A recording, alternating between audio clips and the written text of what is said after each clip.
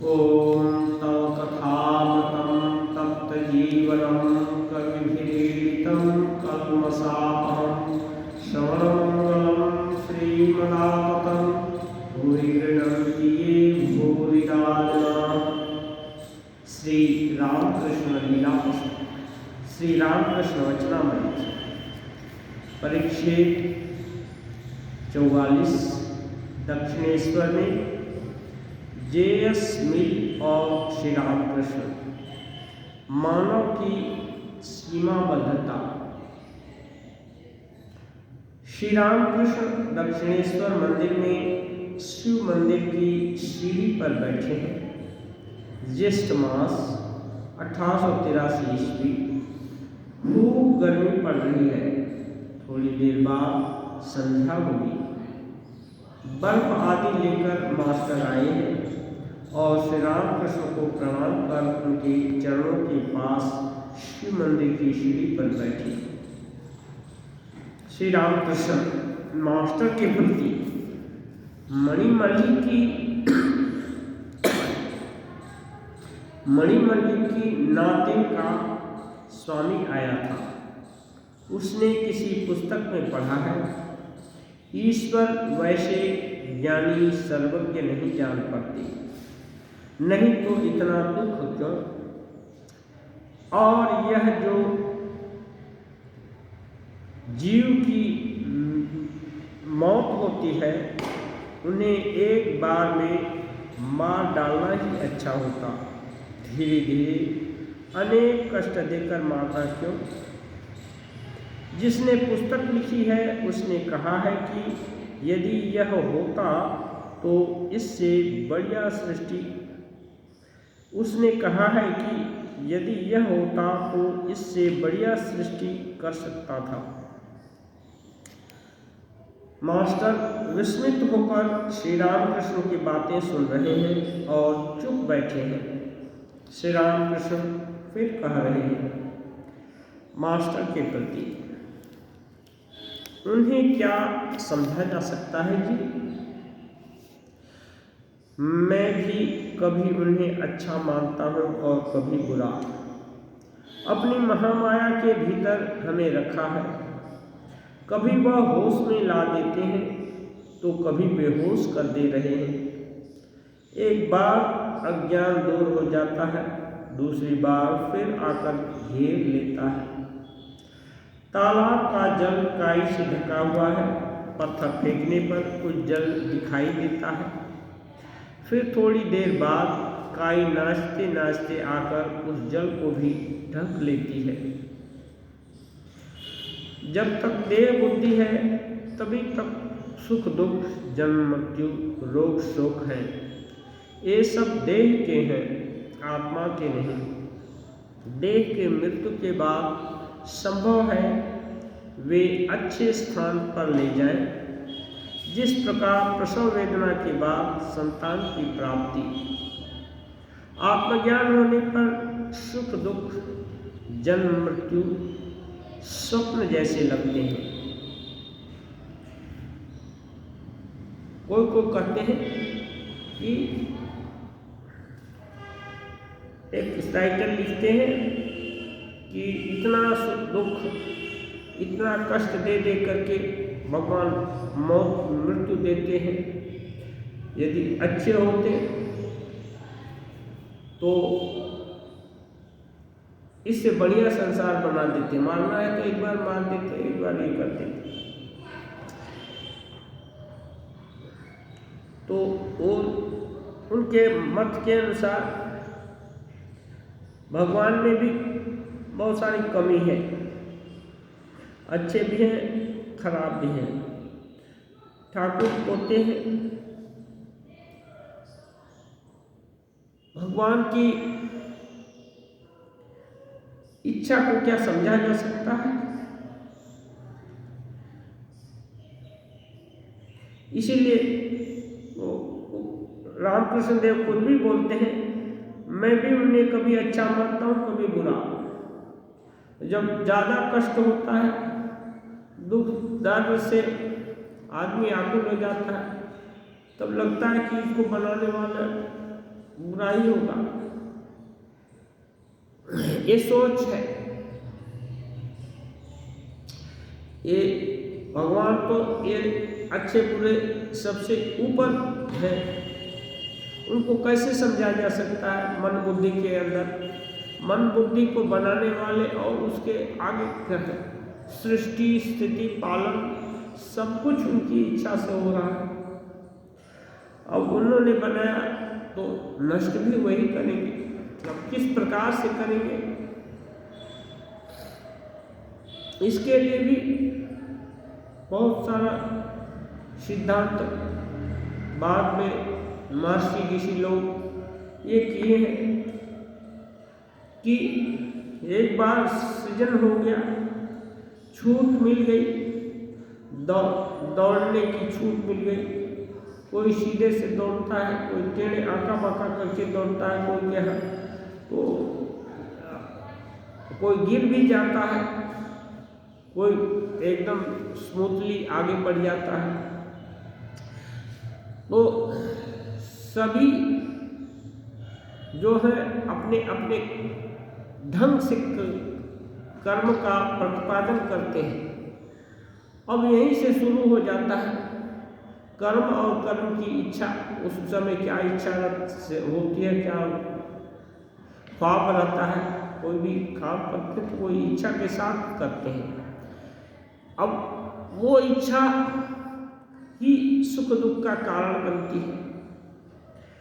अब इसको कैसे समझ जाए, इसलिए श्री राम कृष्ण देव इसको संक्षेप में बोलते हैं।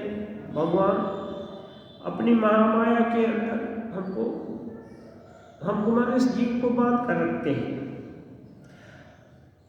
कभी शायद कभी थोड़ा सा होश आ जाए, अधिकांश समय बेहोश ही रहते हैं।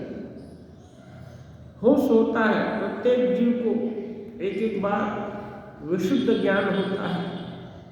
फ्रैक्शन ऑफ सेकेंड के लिए वो देहादि संघात से रहित एकदम निश्चल ज्ञान स्वरूप का कुछ थोड़ा सा आभास सबको ही कभी न कभी होता है। लेकिन दूसरे ही क्षण माया के आवरण के कारण वो स्वल्पकालिक ज्ञान तुरंत विलुप्त हो जाता है। इसके कारण इसके लिए श्री रामकृष्ण देव उदाहरण देते हैं। जलकुंडी रहती है तालाब में, वो छाई रहती है, थोड़ा सा हटा दिया, हटाने पर जल दिखता है, थोड़ा पिया जल, और जैसे ही छोड़ दिया थोड़ा देर में नाचते नाचते आकर के वो फिर पानी को ढक देती है। माया का यही स्वभाव है, हल्का देखने पाया लेकिन तुरंत ढक देती है। अब लेकिन ये थोड़ा सा अंश जो देख लिया, अब जिसको होश हो गया कि नहीं इसके भीतर तो और कुछ है, और वहां तक पहुंचने का संकल्प कर लिया और उसके लिए प्रयासशील कर रहा, तब ये साधना शुरू होती है। और जो जिस वस्तु की चाहत रखता है और उसके लिए प्रयास करेगा, सही लगन होगा तो एक न एक दिन वस्तु सामने आती ही है, उपलब्धि होगी, इसमें कोई संदेह नहीं। क्योंकि जो भी जीव सृष्ट हुए हैं, भले ही महामाया हो, लेकिन उसका स्वरूप तो चैतन्य स्वरूप ही है, आत्मा ही है। वह ये सुख दुखादि जो भी माया का प्रपंच दिखता है, मान सम्मान अपमान गौरव, सबसे अलग है। आत्मा निर्लिप्त है, शुद्ध बुद्ध मुक्त स्वभाव। अब उसका स्वभाव माया कितने दिन तक रोक कर रखेगी? लेकिन जो माया के खेल में आनंद पाते हैं वो समझ नहीं पाते, अपने ही हाथ से गड्ढा खोदते हैं और उसी में गिर जाते हैं। बंगला में बोलते हैं स्वखात सलीजे पड़ी डूबे मरी श्यामा। अपने ही हाथों से गड्ढा खोदा, उसमें पानी उसमें जल किया और उसी में डूब कर मर गए। तो कहते हैं जब तक देह बुद्धि है तभी तक सुख दुख है।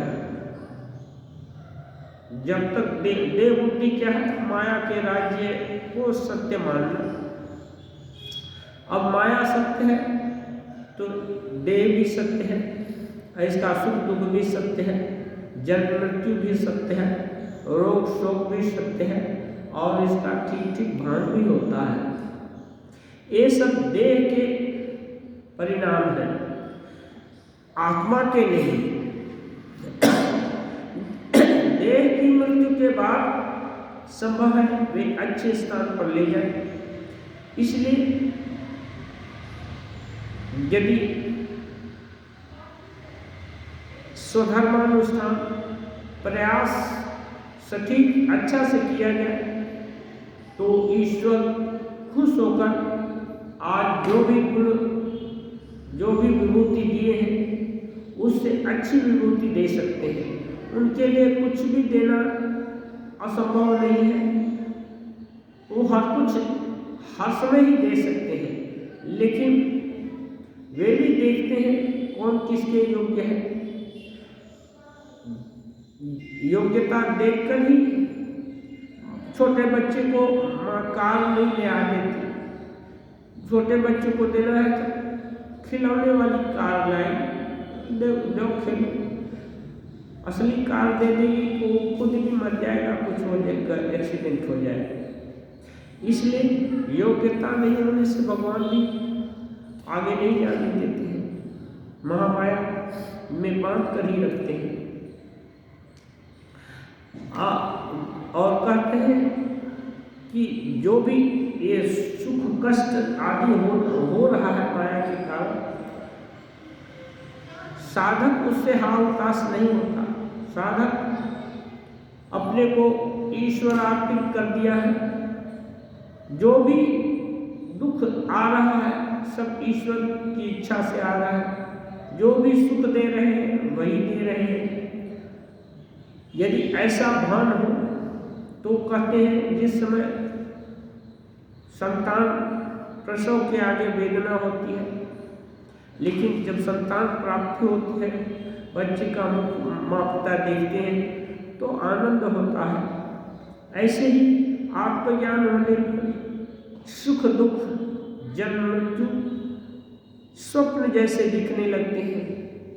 मालूम होता है कि मैं भ्रम में पड़ा हुआ था, ये तो कुछ भी नहीं था, केवल भूला हुआ था। इसलिए भूल के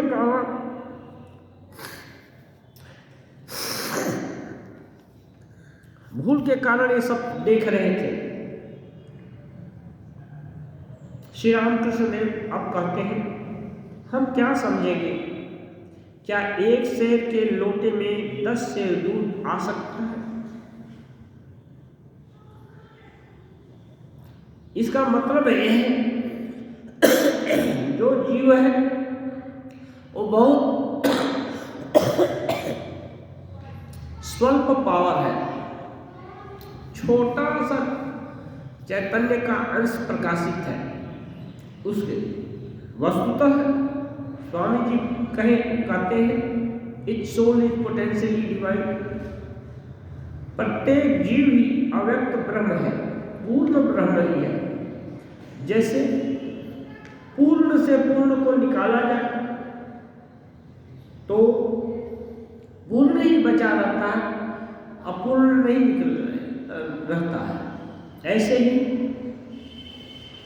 पर ब्रह्म से जीवात्मा अलग हुई माया के कारण, तो ये ब्रह्म स्वरूपता से भिन्न कोई एंटिटी हो गई, ऐसी बात नहीं है तो ब्रह्म ही, लेकिन स्वरूप एकदम छुप गया।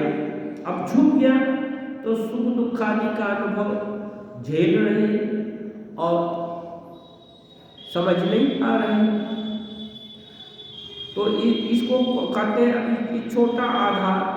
अभी छोटा आधार है, 1 किलो जिस लोटे में दूध रखा जा सकता है, समझाने के लिए कहते हैं, उसमें 10 किलो दूध कैसे धरेगा, 10 सेर दूध नहीं धरेगा।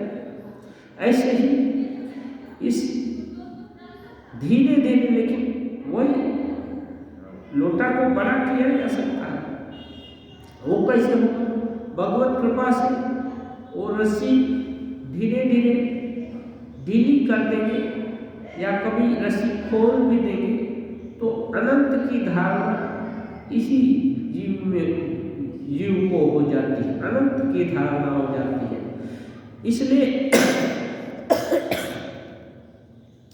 इस जन्म में हर कुछ हो सकता है, लेकिन प्रयास करना पड़ेगा, सही दिशा में लगे रहना पड़ेगा। कहते नमक का पुतला समुद्र मापने जाकर फिर खबर नहीं देता, गल कर उसी में मिल जाता है। इसका मतलब यह है कि जो ब्रह्म के विषय में, आत्मा स्वस्वरूप के विषय में जानने में एकदम उद्योगशील प्रयत्नशील है, वो धीरे धीरे प्रयास करके स्वरूप तक पहुंच जाता है और फिर लौट कर नहीं आता, उसी में लीन हो जाता है। क्योंकि ये जो चैतन्य है, चैतन्य का जो प्रकटीकरण होगा, छोटा सा जो अंश अभी प्रकाशित है, वो धीरे धीरे करके विराट अंश हो जाएगा, फिर अपने स्वरूप से बाहर आ नहीं सकता है, फिर उस स्वरूप में लीन हो जाएगा। लेकिन कहीं कहीं श्री रामकृष्ण देव बोले हैं, अवतारी पुरुष करुणावश उनको धारणा होती है कि नहीं, ये जो जीव दशा जब है, जब अल्प ज्ञान रहता है स्वरूप का, उस समय बहुत कष्ट होता है, कितना दुख, इसका अंत नहीं है। कभी कभी तो इतनी हताशा, इतनी निराशा हो जाती है कि आदमी प्राणांत कर देना चाहता है, वो जिंदा भी नहीं रहना चाहता। तो इस करुणा से सामान्य बंधे हुए जीव को निकालने के लिए जो सबका दुख दर्द अनुभव किए रहते हैं अवतारी पुरुष, वे लोग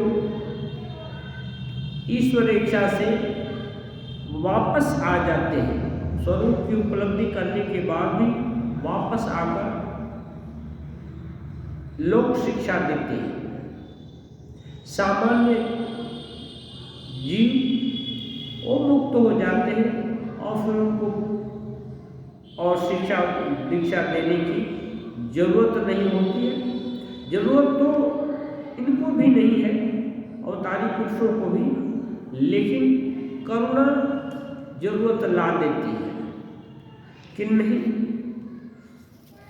इनका भी उद्धार कैसे हो, इसके लिए प्रयास करेंगे। संध्या हुई, मंदिरों में आरती हो रही है। श्री रामकृष्ण अपने कमरे में छोटे तख्त पर बैठकर जगत जननी का चिंतन कर रहे हैं। राखाल, लाटू, रामलाल, किशोरी, गुप्त आदि भक्तगण उपस्थित है। मास्टर आज रात को ठहरेंगे। कमरे के उत्तर की ओर एक छोटे बरामदे में श्री रामकृष्ण एक भक्त के साथ एकांत में बातें कर रहे हैं। कह रहे हैं, भोर में तथा उत्तर रात्रि में ध्यान करना अच्छा है। प्रतिदिन संध्या के बाद भी, भोर में और उत्तर रात्रि में, रात्रि का अंत हो रहा है जैसे 3 बजे के बाद, या एकदम भोर जैसे जैसे सूरज निकल रहा है उस समय, और संध्या के बाद सूरज डूब रहा है उस समय, जिस समय आरती होती है, आरती का ठीक समय जैसे ही सूरज शायद हॉरिजॉन्टल लेवल से नीचे गया, उसी समय आरती होनी चाहिए। वही संधि क्षण प्रशस्त रहता है।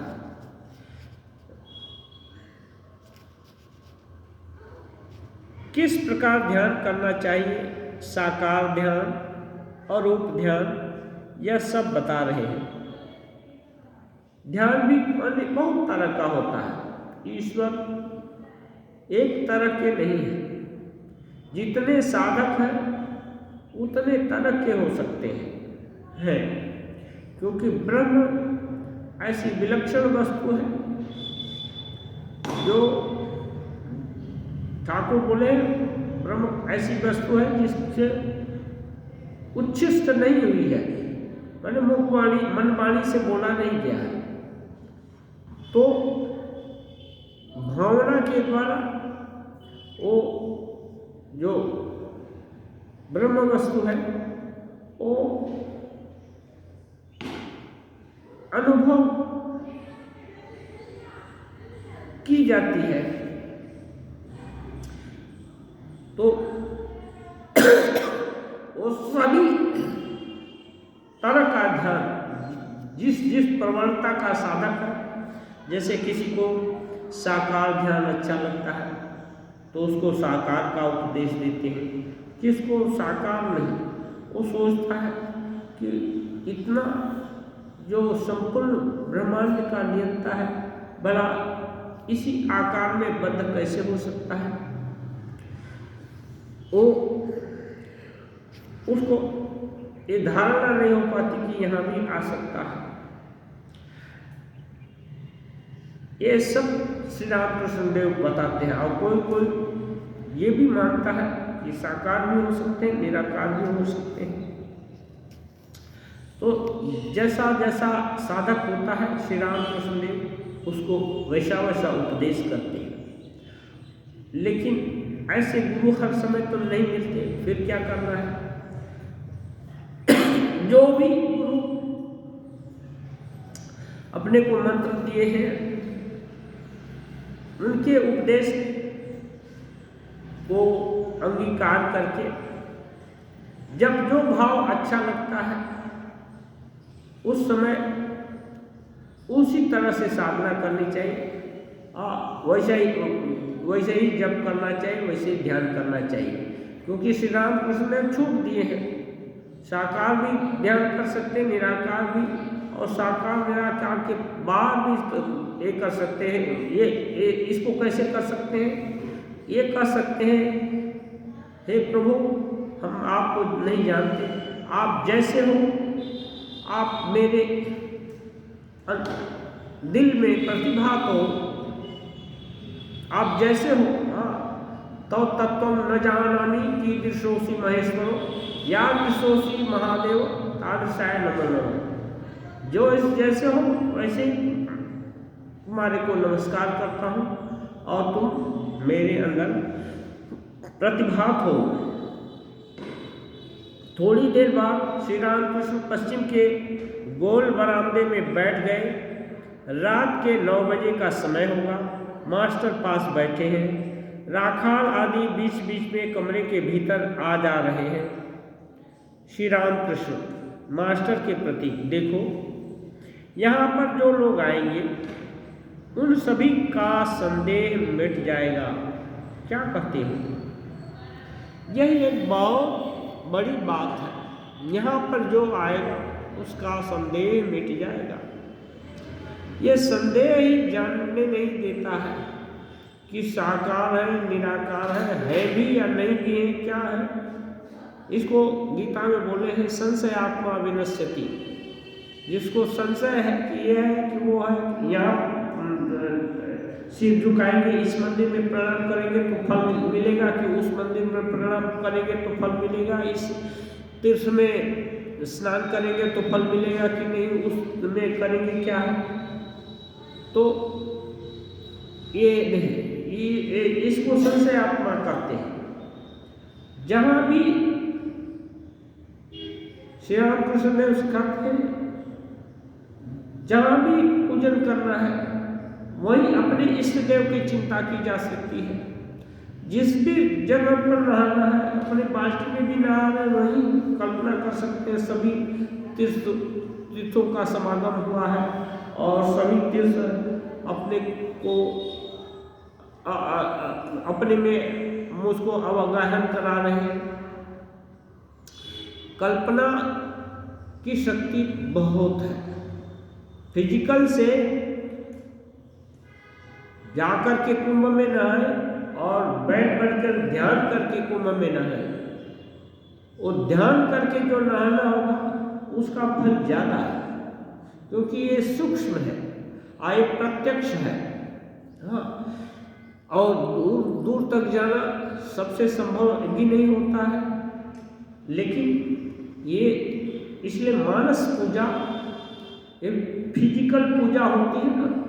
फिजिकल पूजा बहुत सारा द्रव्य आदि लगता है, इससे मानस पूजा सहज है और उससे ज़्यादा प्रभावी है, क्योंकि मानस पूजा में मन का कोई अंश इधर उधर नहीं जाता।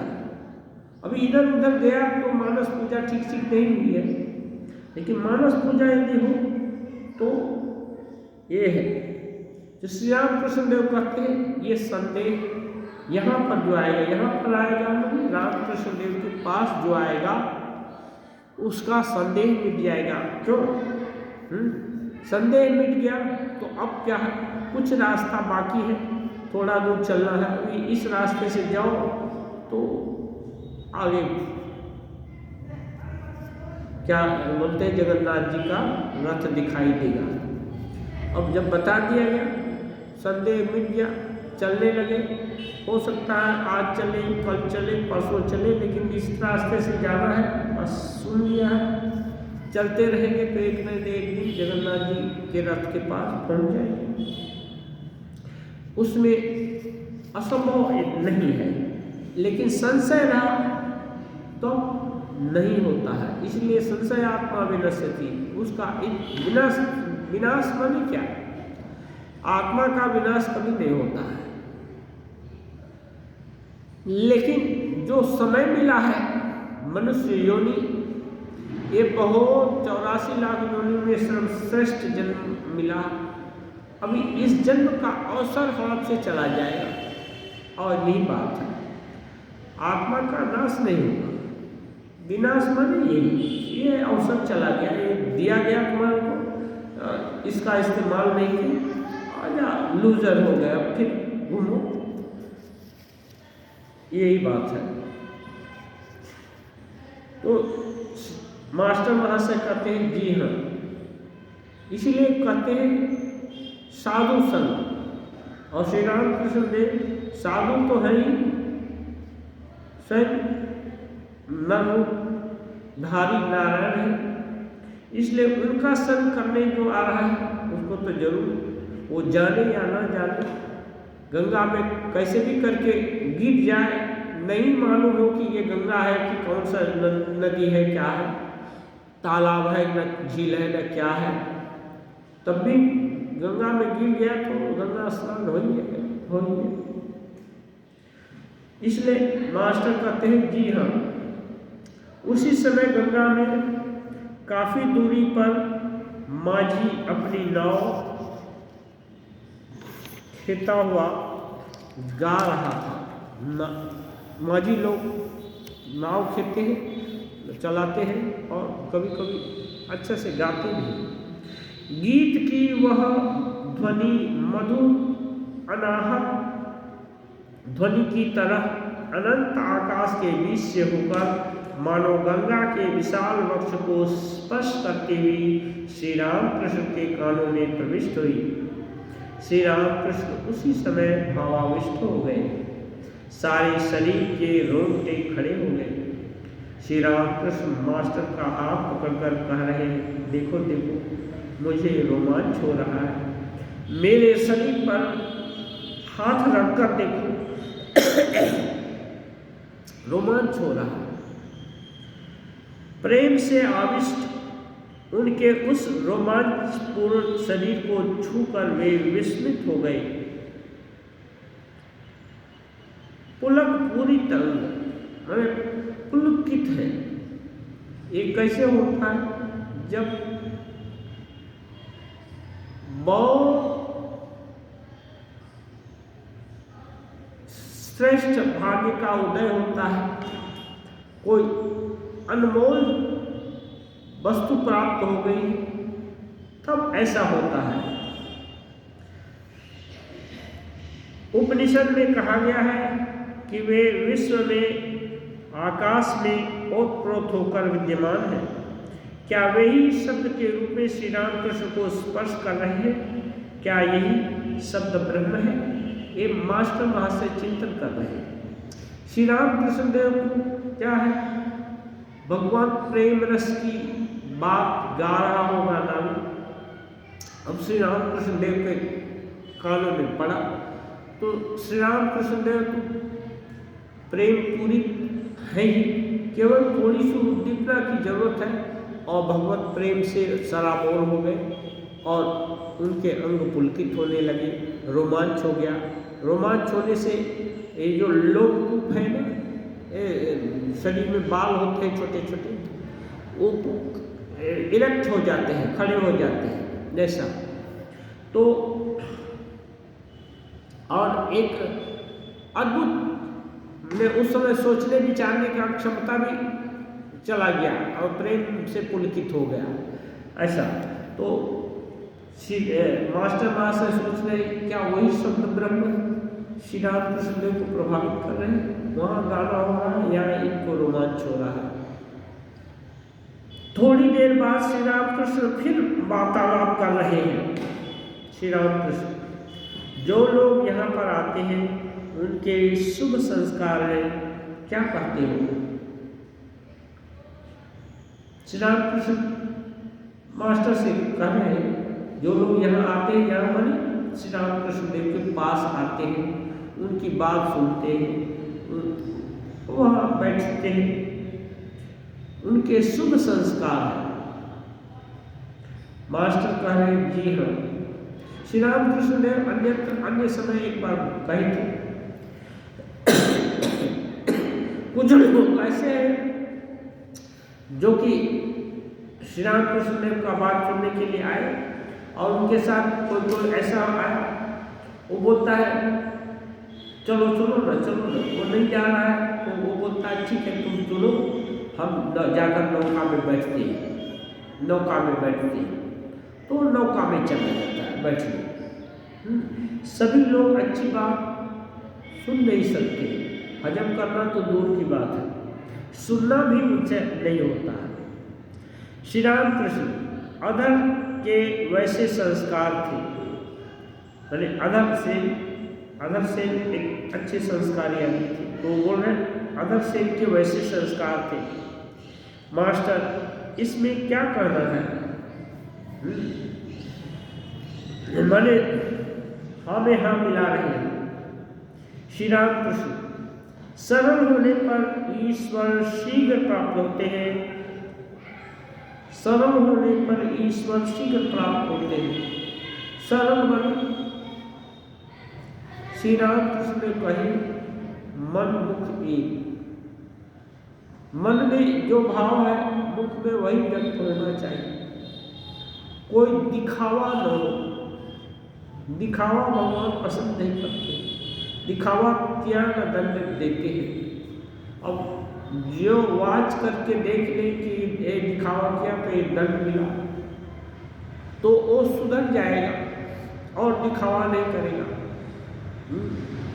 हरि बोल रहे हैं, ईश्वर का नाम ले रहे हैं और कपड़ा भी उठा रहे हैं, हाँ, ईश्वर यदि जल में डूबने नहीं देंगे इतना भारी भरकम शरीर को, तो कपड़ा भी नहीं भीगेगा उनकी इच्छा होगी। तो ये घटना को आप लोग जानते ही होंगे। एक पंडित जी थे, वो पाठ करते थे। उनके यहाँ एक छोटी बच्ची, ग्वाला की बिटिया, तो दूध ले जाती थी, पहुंचाती थी रोज। एक दिन वो बहुत देर करके आई,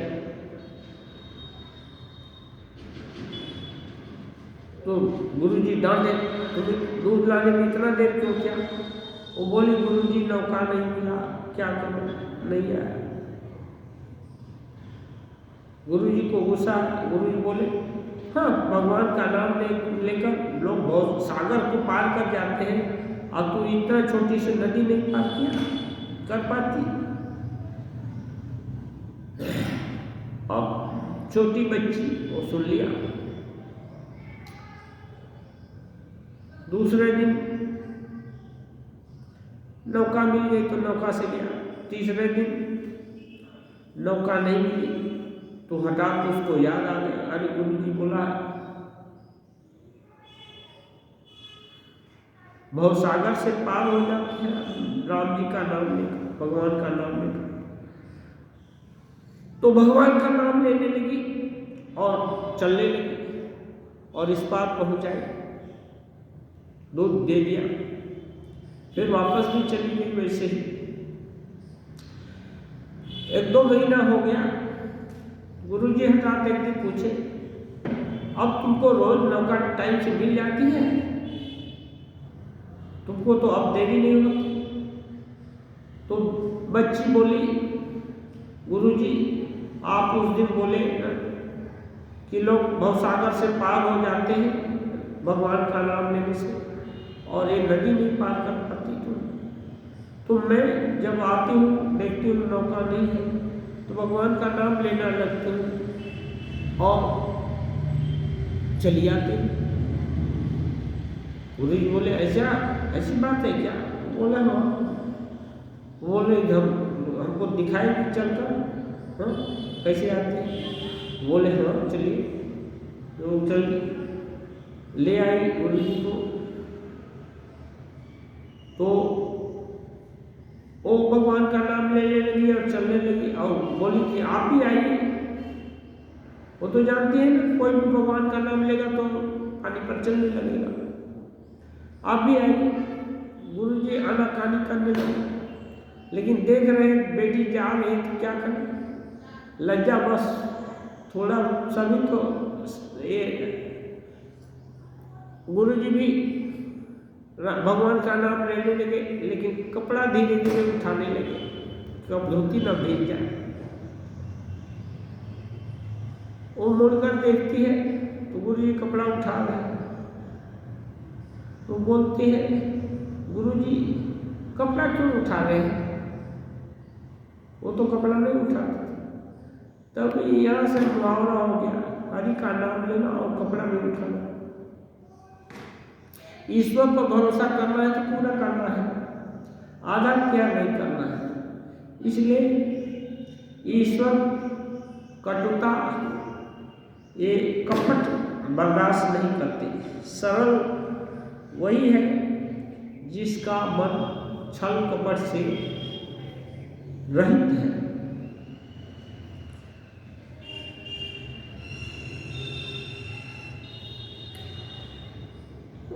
ऐसे लोग को ईश्वर जल्दी मिल जाते हैं और कहते हैं रास्ते 2 हैं, पथ 2 हैं, सत और असत।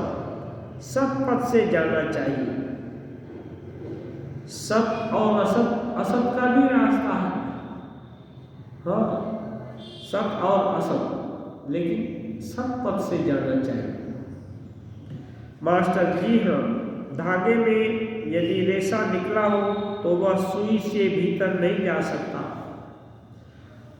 हाँ, धागा में यदि रेशा निकला हो असत का, तो नहीं जाएगा। श्री राम कौर के साथ मुंह में केस चले जाने पर सबका सब थूक कर फेंक देना पड़ता है। एक ग्रास लेते हैं खाने का और उसमें एक बाल चला गया तो सब फेंक देना पड़ता है, नहीं तो निकलेगा नहीं मास्टर। परंतु जैसे आप कहते हैं जिन्होंने ईश्वर का दर्शन किया है, असत संग उनका कुछ भी नहीं बिगाड़ सकता।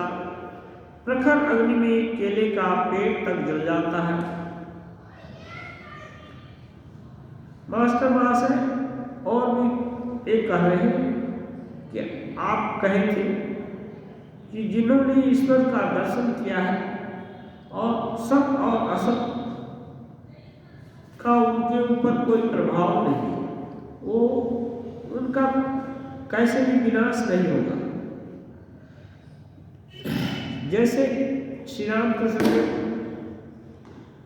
एक तोतापुरी जी थे, तोतापुरी जी अपना लोटा एक रखते थे, पीतल का लोटा, रोज मांझ कर चमकाते थे। तो एक दिन राम कृष्ण को बोले कि देखो लोटा कितना चमक रहा है, हाँ रोज मारते हैं, अच्छा से मारते हैं, इसलिए इतना चमक रहा है, साफ दब एक हो रहा है।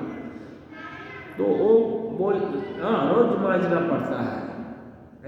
इसका मतलब क्या, मन को रोज संस्कारित करना पड़ता है, हर समय साधना में लगाए रहना पड़ता है, तब मन टनाटन ठीक रहेगा। श्री राम कृष्ण बोले, ये समझ करके बोले कि लेकिन यदि सोने का लोटा हो तो तब बोले सोने का लोटा हो तो रोज मांझने का जरूरत नहीं, रोज मांझेंगे तो घस करके पतला हो जाएगा।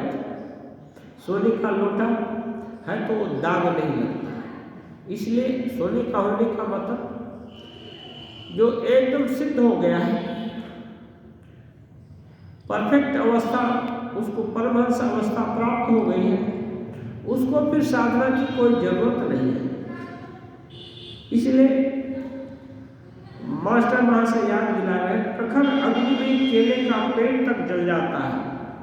अग्नि यदि जोर से उद्दीप्त है तो केले में अधिकांश पानी ही रहता है, वो भी जल जाता है। माने यदि विषयी लोगों के संग भी महाज्ञानी आ जाए तो भी विषय संग से वो प्रभावित नहीं हो जाएगा।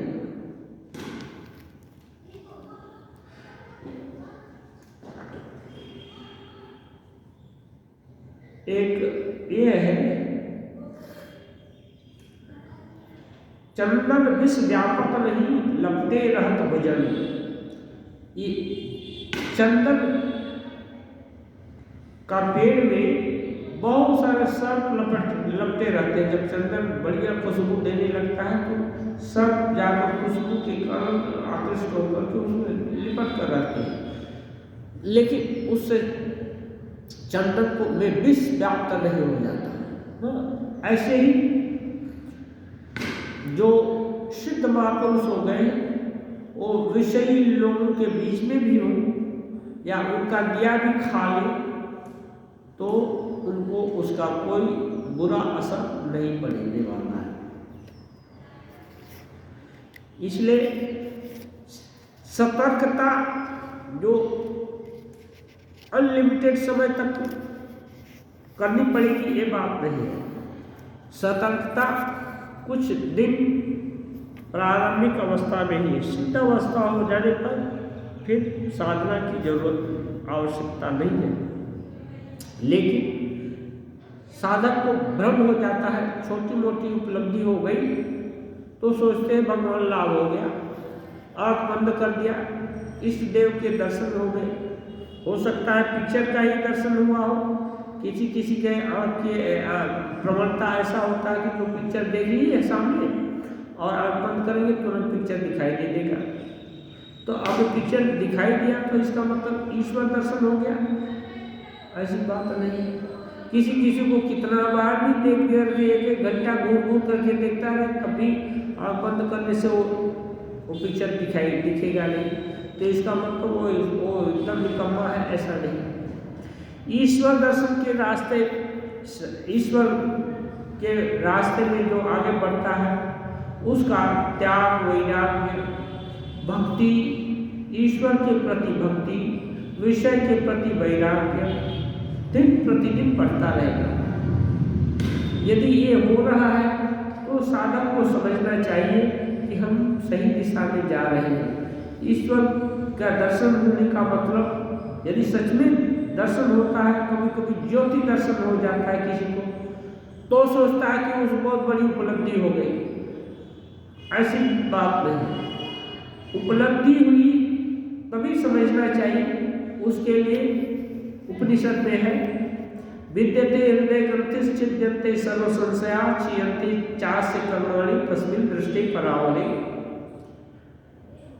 हृदय की गांठ छिन्न भिन्न हो जाती है। हृदय में गांठ है। गांठ का मतलब क्या है? गांठ कोई किसी चीज को बांध कर रख देता है। गांठ का काम क्या है? बांध कर रख देता है। तो ऐसे ही माया का गांठ है हृदय में, ये जीवात्मा के स्वरूप को बांध कर रखता है। तो स्वरूप देखने को नहीं मिलता, तो वो काट दिया तो अब वो खत्म हो गया। विद्यते हृदय ग्रंथि, हृदय का गांठ खत्म हो गया। छिद्यन्ते सर्व संशया, उसके फलस्वरूप सभी प्रकार का संशय मिट गया कि यही राजा है कि वो राजा है। ये नहीं, श्री राम कृष्ण देव एक उदाहरण दिए थे, 7वें दरवाजे पर राजा बैठा है, कोई ले जाता है राजा दिखाने के लिए, तो हर दरवाजे पर एक एक विभूति संपन्न पुरुष बैठा हुआ है साज सज्जा में। तो वो आदमी जिसको ले जाता है वो पूछता है क्या यही राजा है? तो ले जाने वाला बोलता सिर्फ गर्दन हिला देता है, नहीं। ऐसे करके 6वें दरवाजा तक वो गर्दन हिलाता नहीं। और 7वां दरवाजा पर जब जाता है, राजा को देखा तो जिसको ले गया था वो फिर नहीं पूछा कि ये राजा है कि नहीं, फिर पूछने की जरूरत नहीं है। तो ऐसे ही छिद्यन्ते सर्व संशया, सब प्रकार का संशय छिन्न हो जाता है। क्षीयन्ते च अस्य कर्माणि, और इसका कर्म, पूरा कर्म माने क्या?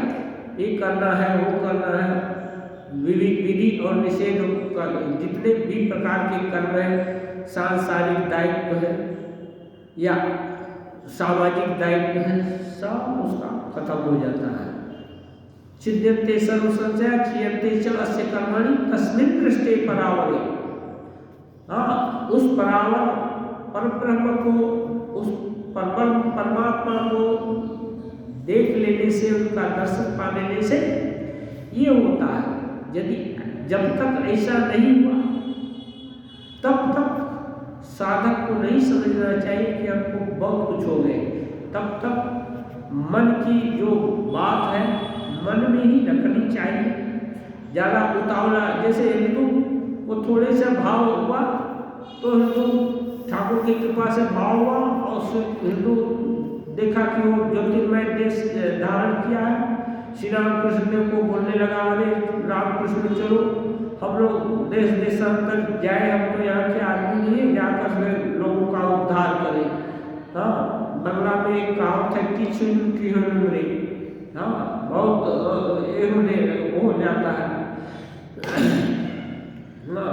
ये हिंदी में कहते हैं अधजल गगरी छलकत जाए। हाँ, छिछिल नदी चली उतराई, सैलो नदी है ना, थोड़े सा पानी में तो एकदम तूफान मचा कर चलती है, और गहरी नदी है चुपचाप जाती है। ऐसे ही ये होता है। तो वैसा करने से नहीं होगा, वैसा करने से साधना में विघ्न आ जाएगा। फिर श्री रामकृष्ण ने कोई इंटरव्यू करना हुआ, उसको छू दिए और उसकी सब जो पागलपन रहेगा सब दूर हो गया।